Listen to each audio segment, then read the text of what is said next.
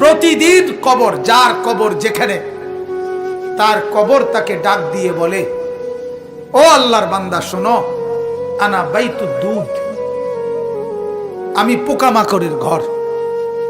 আমার বাপ শুনেন, যুবক আপনারাও শুনেন, আপনারাও শুনেন, কবর কিন্তু নির্দিষ্ট কোনো বয়সে যায় না বাপ।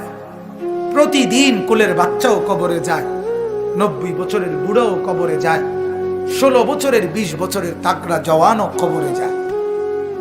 কবরস্থানে সব ধরনের লাশ আছে। এজন্য কবর ডেকে বলে, ও আল্লাহর বান্দা, আমি পোকামাকড়ের ঘর। সেই ব্যক্তি যে একটা মশারি ছাড়া, একটা সামান্য মশার কামড় সহ্য করতে পারো না, একটা মশা কানের কাছ দিয়ে গেলে তোমার ঘুম ভাঙ্গা যায়, মশারি টাঙ্গাও, কয়েল জ্বালাও, অ্যারোসল লাগাও, এত কিছু করে তুমি মশার একটা আওয়াজ থেকে, কামড় থেকে বাঁচতে চাও। হায় আল্লাহর বান্দা, তো বছরের পর বছর, শত শত বছর কবরের মধ্যে এই পোকামাকড়ের ঘরে কেমনে থাকবে?